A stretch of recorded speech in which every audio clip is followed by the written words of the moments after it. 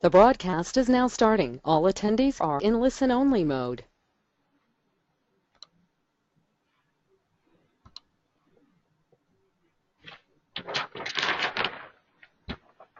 Hello everyone. Thank you so much for joining today's webinar hosted by CBX Software and Elevate Global. My name is Mander Huang and I'm the Marketing Director for CBX Software and the moderator for today's session. We are excited to have a range of different retailers, brands, consultants, and service providers of all shapes and sizes in today's session. This webinar is a part of our ongoing global sourcing thought leadership effort, which focuses on providing actionable insights in terms of improving your sourcing, quality, and supply management programs. Now, we will just start with some household rules. The webinar will run for approximately 40 minutes. We will record the webinar and it will be available for download after the event. All attendees will be muted during the webcast. And if you have any questions regarding the webinar, please contact the presenters, Ian Spalding and Eric Linksweiler. Now, I just want to quickly introduce the speakers. We are lucky to have Ian Spalding. Ian is recognized globally as a prominent thought leader and authority on supply chain, social, environmental, and business performance. He is the senior partner at Elevate Global, a global professional service firm that specializes in business-driven sustainability. Our second speaker is Eric Linksweiler. Eric has over 20 years experience working with lead cloud and SaaS providers, supporting retailers with workflow process management towards increased profitability. Now, on that note, I'm just going to pass it to Ian and let him take it from here. Thank you, Mander, and hello, everyone. I'd first like to thank CBX Software for the opportunity to share some of the ideas and thoughts that I'm going to present over the next 30 minutes with all of you. I think, as you may know, CBX Software is a leader in the space of working with brands and retailers on their workflow and process for sourcing. So I'm sure Eric's going to talk a little bit about that and how they support companies not just with sourcing and product development, but also actually as it relates to vendor management and supply chain management, a topic that I'm going to introduce a bit in the course of my talk. So first off, Elevate, as many of you may know, is the fourth largest social and environmental assessment firm globally. We perform more than 10,000 assessments on behalf of large brands and retailers in more than 30 countries around the world. So my talk today will probably strike many of you as a bit odd because I'm going to talk about the limitations of auditing and assessments as currently deployed in our industry. That's a bit odd coming from a company that actually makes most of its income from actually performing audits in the field. I'm going to do that by starting out explaining the current risk management compliance model, which is a slide that should be in front of you today. So as you can see from this, we are in an industry where most of us who have diverse supply chains throughout the world perform some type of risk management model that includes performing audits against a code of conduct. And generally, when that happens, it's sending in a firm like Elevate to visit a factory and finding that there are problems with working hours or health and safety, and trying to identify those problems and work with the factory to agree on some type of corrective action plan. Many of the brands or retailers who deploy us will hope that the corrective action plan was implemented, and they may actually ask us, or they may send their own staff or another assessment firm to verify through a follow-up audit. And when there is no progress found, then there may be some type of termination of the factory. Now, this model can work and has worked in some countries around the world. But I think on some issues, I think what we've realized on issues such as working hours, on issues such as wages, and some issues like freedom of association or grievance management, this model tends to actually have its limitations. Many companies believe the model was effective in improving, but what we've realized is that over the last 20 years, we've realized the limitations of this model in really driving sustainable improvement on the factory floor around the world. And I'm going to talk a little bit about how we can move towards a different model that's more performance oriented instead of compliance oriented. So when we look at the current state of brand and retail supply chain and how they manage risk, I think that what we have found out is that the current risk management model of social and environmental compliance generally does not lead to sustainable factory improvement. The same issues can exist in a factory today as existed 10 years ago. And I think if you ask most factory owners, have they substantially addressed the issue of working hours or health and safety, I think many of them would admit that there are still challenges that are common within their facilities. I think another challenge is that the current model doesn't necessarily really drive great transparency in the supply chain. There are brands and retailers who penalize factories who show that they work on Sunday.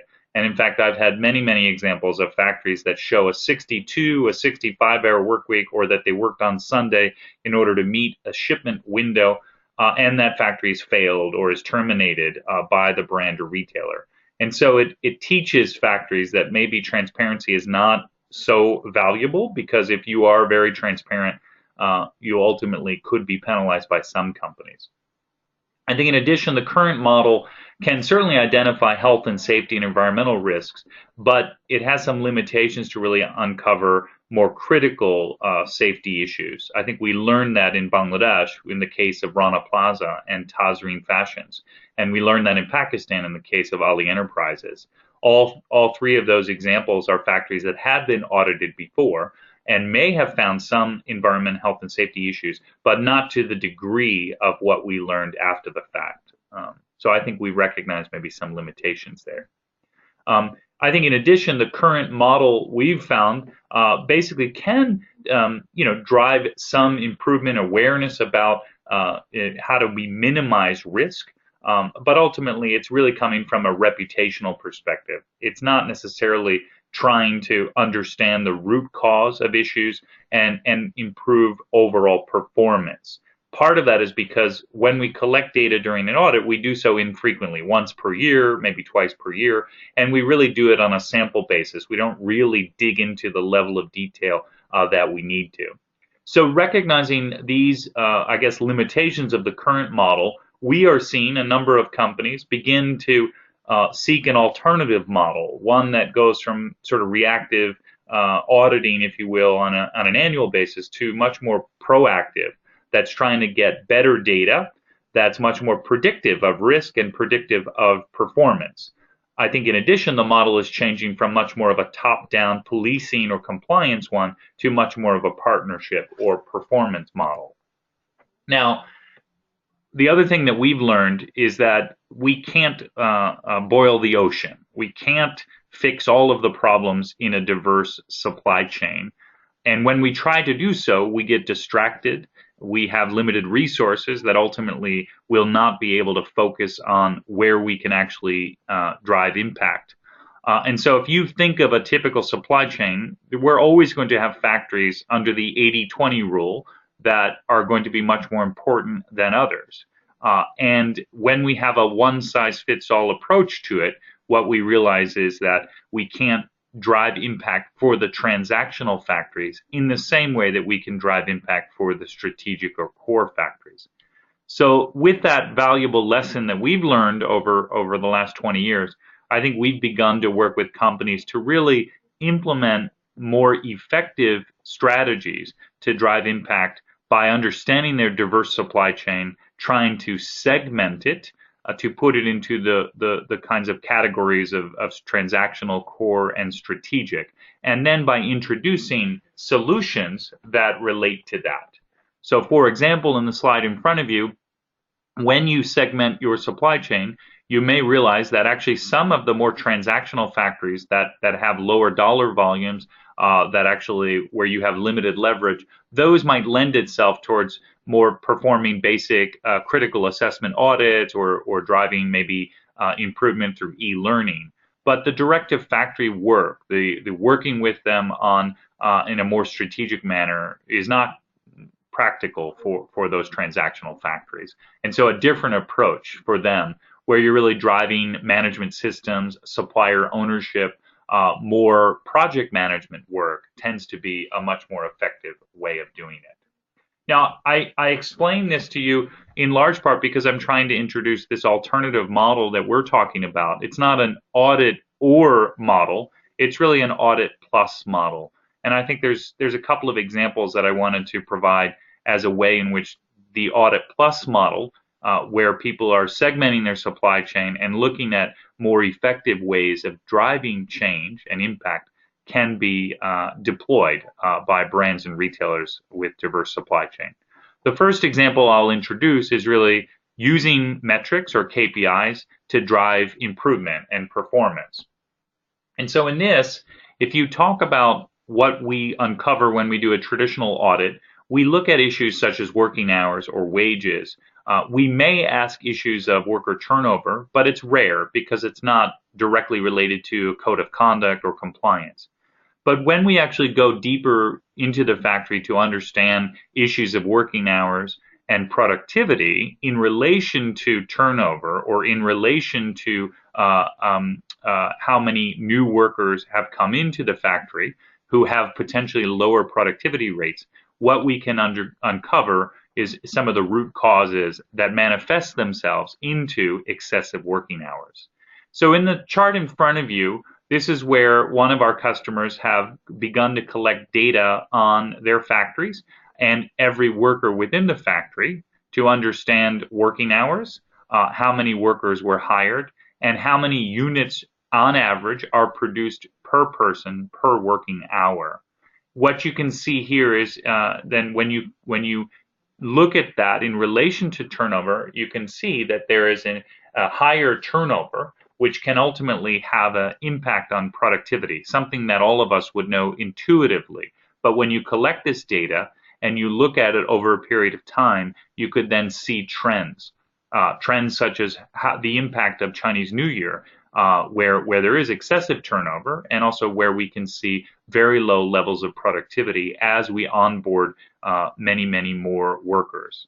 So this is an example of where companies are trying to collect more data on a more frequent basis, correlate that data in order to understand the performance levels and root cause, and then ultimately to help drive a project or an improvement area where the factory can address maybe excessive turnover or could do some advanced planning in anticipation of more disruptive events such as Chinese New Year and the impact on productivity.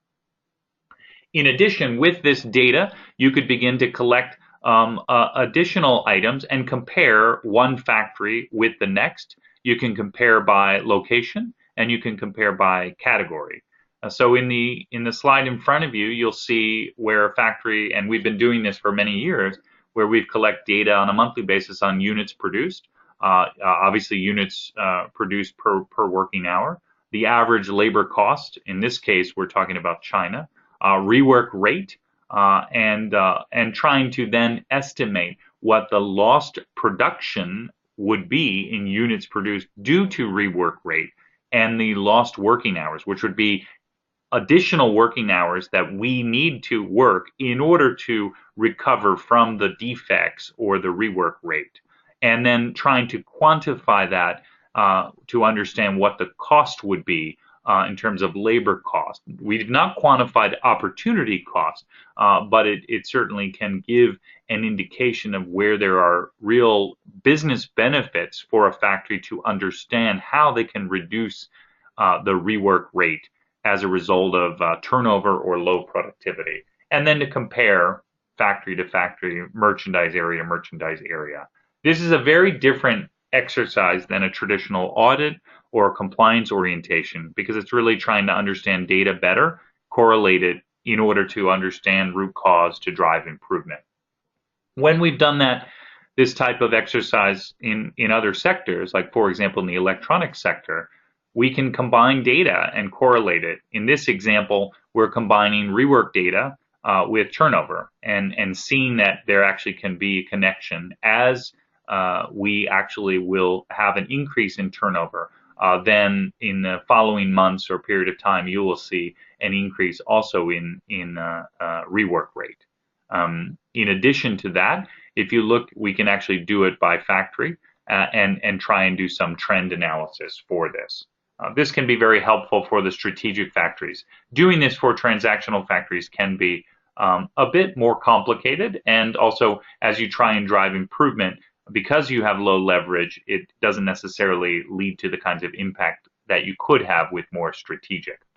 Now, to help our customers do this and to begin to model out what the return on investment would be as factories consider changes in their operations, we developed an ROI model in partnership with KPMG.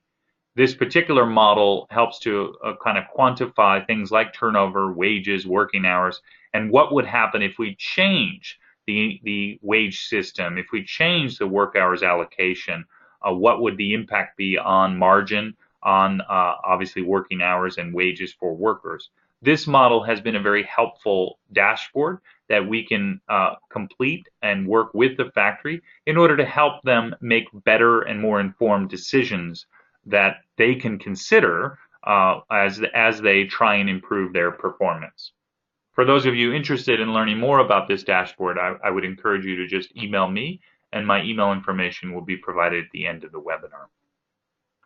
Now, moving on to the second example of where we are working with brands and retailers to introduce a different model, one that goes beyond the assessment only model towards more improvement and capacity building, is really trying to look at the issue of how do we actually bring workers into the center of our efforts. You know, most audits, most codes of conduct are designed to validate that workers are being protected, that their rights are being protected. But often we are bringing in a very much a compliance orientation, and we're not necessarily engaged with workers directly. We may be through worker interviews, but not as intensively as we could. So in this new model, we have introduced a service that we call the Worker Impact and Satisfaction Evaluation, where we actually do extensive worker surveys within a factory. Now, when we do that, the conversation we have with workers through those surveys is very different from how we look at factories with the compliance orientation. So, for example, on the left-hand side, when we talk about auditing and compliance, we really look at issues such as, do they comply? How many violations did we find during an audit? Do they work excessive hours? Is the factory being transparent? And how can they actually drive an improvement plan? But when we have a more worker-oriented approach, a lot of it tends to be perception of the workplace by workers. So do they plan to stay at the factory, or do they expect to leave? And if so, when? Do they feel safe? Do they understand how wages are calculated? How many hours do they want to work? Not how many hours did they work? How many do they want to work? When you ask these very different types of questions, you actually can be surprised on what you can learn. When we actually do traditional one-on-one worker interviews during an audit, unfortunately what we find is it's not necessarily very helpful because it's not representative of what the entire workforce is thinking and what they want.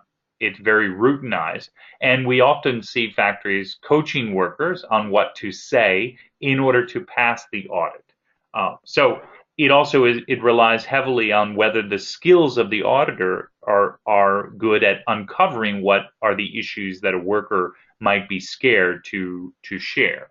Now, when we actually do more worker representative surveys, it actually can increase the sample size considerably, and technology enables this. So we will actually do 150, 200 worker surveys in the same time using iPads and survey methodology as what we could do with one-on-one interviews with 25 workers. So a much more representative sample, and that's based on, of course, demographic information from the factory.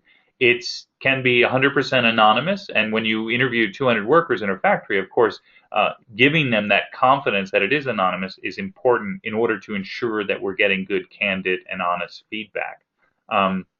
And we could also do correlations by standardizing the questions and looking at differences by department, by production line, by worker, by the basic demographic information. So when we've done this, we produce reports that look very similar to an audit report. We understand what ultimately workers care about, what they think, and we begin to look for correlations. So here are some examples of some of the reports that we provide. But let me make it a bit more real for you by telling you how we've done this in a couple of examples. So the first example is where we've actually done an extensive worker survey in an apparel factory in northern China. And when we actually have done that, we ask some questions relating to wages, something that I think many people would say is a very controversial thing to do because most people believe that they're underpaid.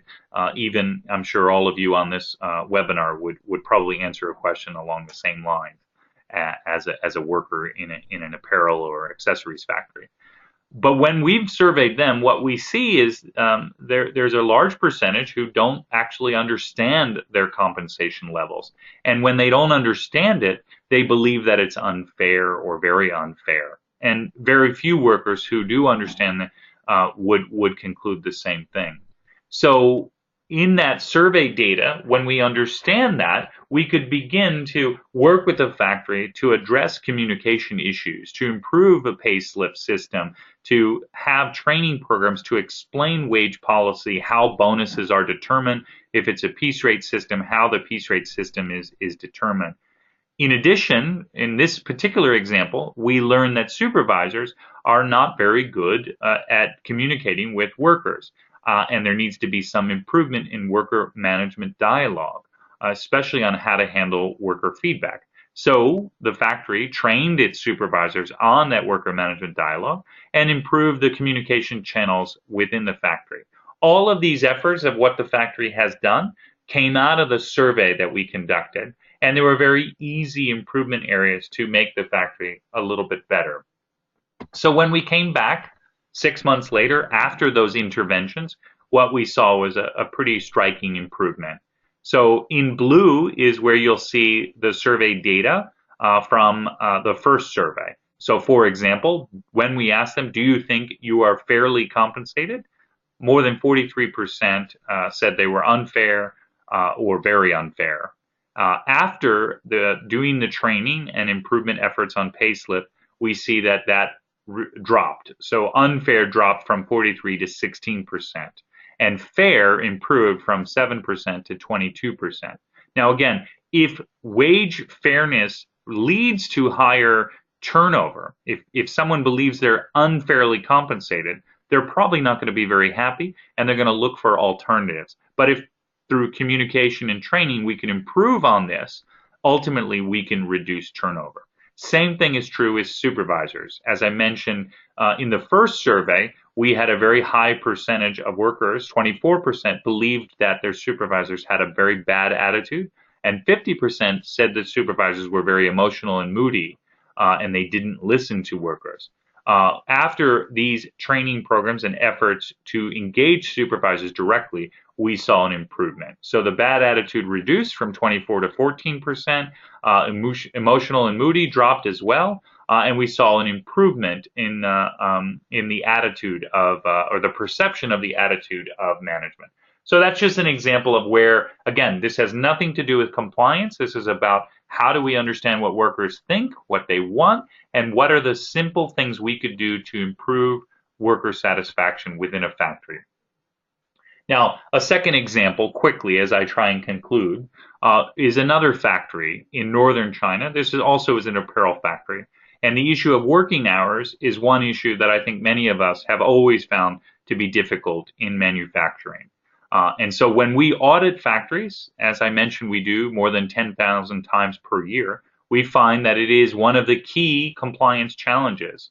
When we talk to workers about working hours, what we also realize is workers often work more than 10 hours a day, and in some instances work more than 12 hours a day, and sometimes 6 or more days in a week, particularly in peak season.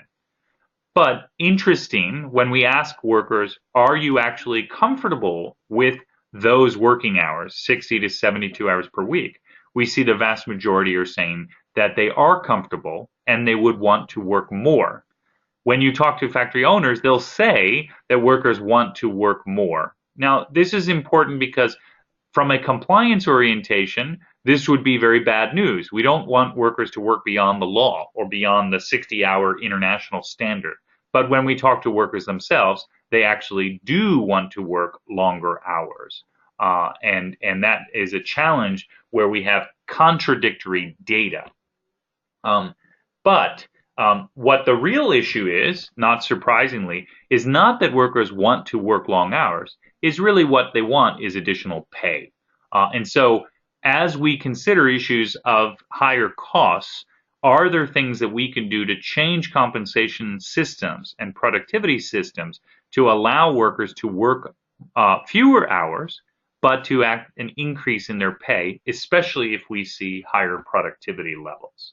So when we talk to workers about it, what we tried to do was to understand what workers could do to improve their productivity and their satisfaction rates that ultimately would help them with respect to their working hours. And so when we asked workers about it, what we found is that there are things that the factory could do differently, such as providing childcare or housing, or even changing the dormitory structure, things that weren't incredibly expensive for them to do, but that ultimately could actually increase benefits to the worker that they would actually appreciate. In addition, when we surveyed, we realized different than wages and working hours, that there was still communication challenges for the factory as it relates to how working hours are provided, and also how the wage system is provided. And so in that, there was a discussion around how the factory could introduce a wage system that allowed them to have a target that if they reached the target, they could actually go home early. And actually having childcare facilities and housing available that ultimately would allow them to actually spend more time with their family. So when they made those changes to the dormitory, when they actually allowed for families to live in the dormitory and change the structure, and they improved on the flexibility of the wage and working hours system to allow workers to go home after they hit their production targets, it drove up productivity and reduced the turnover rate and the working hours. Obviously, two big benefits for the factory. As you can see, on the chart on the right relating to working hours, we have an average of 67 hours per week going down to maybe 63, so a reduction, but still in violation of the law, but nonetheless improvement. And that ultimately correlated with the turnover, where we averaged around 11%, and now we're much closer to 8% on average turnover rate. So a win-win benefits from it. So let me conclude in the final slide by saying that the audit model that we have been deploying as an industry for the last 20 years has plateaued. I think there's a recognition that we need to move towards more of an audit plus model that's very much puts emphasis on performance, on more data, on how we can actually introduce more bottom-up solutions by engaging with workers directly. Now, this new model requires us to recognize that we can't fix all factories. As I said, we can't boil the ocean, so it needs to be well integrated with our supply chain strategy. And that means we have to segment the supply chain or look at how we introduce solutions that are based on our leverage with particular factories. And with that, we also need to introduce new and more impactful metrics for success. So instead of looking at the number of audit findings and cap closure, maybe new metrics relate to turnover rates or productivity or how we've improved worker satisfaction scores. That is the new model that I feel the industry is moving towards. It's a more effective model and ultimately can help to drive more social, environmental, and most importantly, business performance improvement. So let me conclude there. I thank you for listening, and I'll turn it over to our colleague Eric, who will try and make some links to the actual CBX software platform and what they're doing working with brands and retailers. Eric? Thank you, Ian. Your presentation, your comments were thought-provoking, and at the same time contribute to several of our shared beliefs around CBX and the CBX platform. I think the bottom line is, and what I listened to over the last 20-25 minutes is underpinning all of our operations and our relationships within our supply chain community is the word communication, or the phrase clear and transparent communication amongst all players, all stakeholders in the process. And that is really what we're promoting through the CBX platform itself. CBX provides a web platform to assist retailers and brands in scaling and simplifying the end-to-end process associated with developing private labels and/or own exclusive brands for the marketplace. And if I think back to some of the key comments that Ian was making and try to attach that to shared beliefs and how they tie into the CBX Total Sourcing Management Platform overall, I call out the 4 bullets you see on the left-hand side of this first slide. We too believe and promote and see our customers moving away from policing and more to a collaborative partnership within their supply chain community, both internally and externally. And I'm going to share with you a couple of thoughts around that in just a second. Also, it's critical that our customers and those that are working diligently to move margin, to increase profit, to drive revenue, they need to understand more clearly what's happening further upstream in the supply chain itself, as well as downstream post the actual handoff of a product specification to their sourcing offices and ultimately to their manufacturing partners. And it's gaining that understanding of those events that's critical and helps our customers lead to a more simplified and more effective private label product development strategy.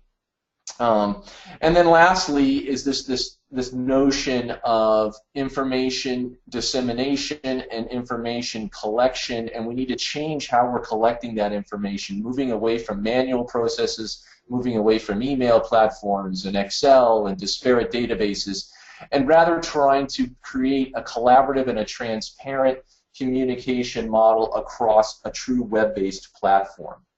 So that's really what we're trying to accomplish here at CBX, and again, I think it dovetails nicely into the services that Ian and his organization are also providing the community. Mander, maybe you could go to the next slide, and I'll talk about the actual breadth and capability of the CBX platform.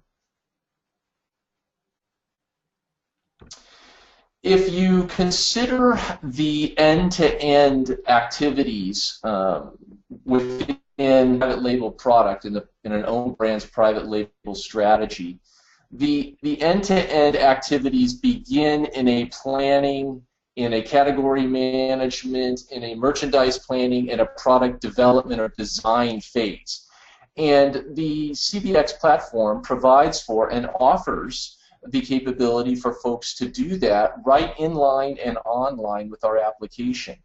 If you move left to right across this diagram, you'll see then that there's a natural handoff from the final development of a specification or a technical pack to some sort of a sourcing arm or a sourcing office or a sourcing agent.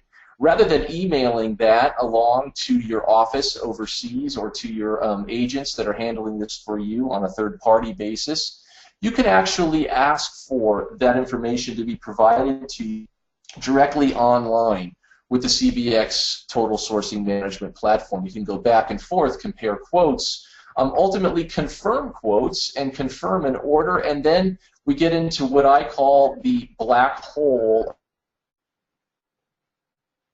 or work most retailers in this environment.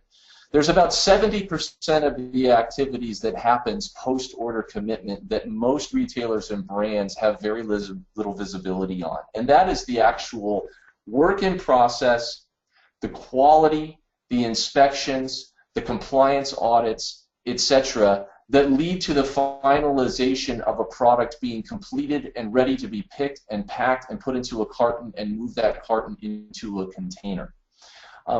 This end-to-end process from the actual design through that real meat and potatoes of the supply chain operation is what we provide transparency on.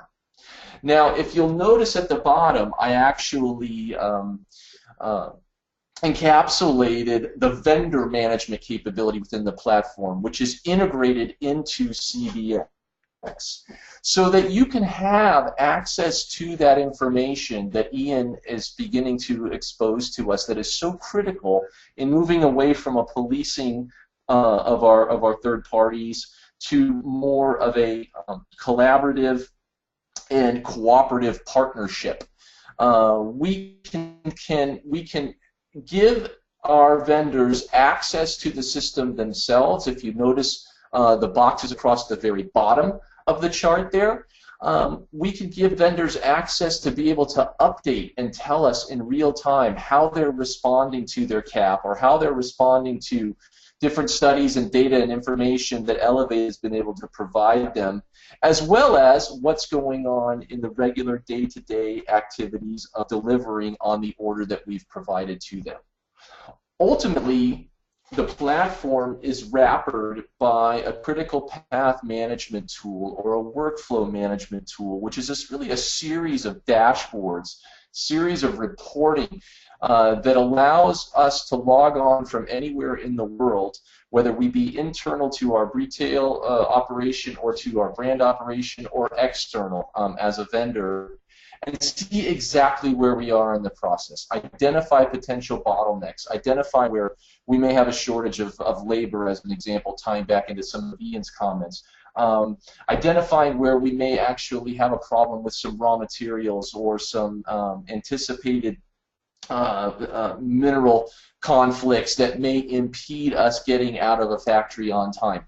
All of this information is encapsulated through our critical path management tools and reporting dashboards within the platform. So to summarize then, if you look at this, it's not comprehensive, it's not all-inclusive, but it provides, just from a kind of a diagram perspective, all of the capabilities and all of the responsibilities for stakeholders end-to-end from initial product ideation and concept to putting the product into a container. I'll conclude now with just some rather telling facts and figures that our customers report back to us when they actually move towards a highly transparent, collaborative, and visible model for managing their private label product development process. You can see the numbers. I don't have to read them off to you, but I think the one that jumps out relevant to our webinar and the topic that Ian covered so eloquently today is protecting your brand with 100% compliance. The other numbers will come, but if you have a single event, or God forbid more than one or two or three events that negatively affect your brand worldwide, then you can just throw away all of the other positives that may have come about by shrinking or compressing your supply chain operations to drive margin or to drive revenue. So with that, and that is the final thought, I'd like to conclude our presentation today. We are going to leave the webinar open. You can use the GoToMeeting platform to submit questions through the chat window, or you can email Ian or myself directly. Our email addresses are there in front of you, and we'll respond to you in very short order. Really appreciate everybody joining today, and look forward to having another session in our series as we move forward. Thank you.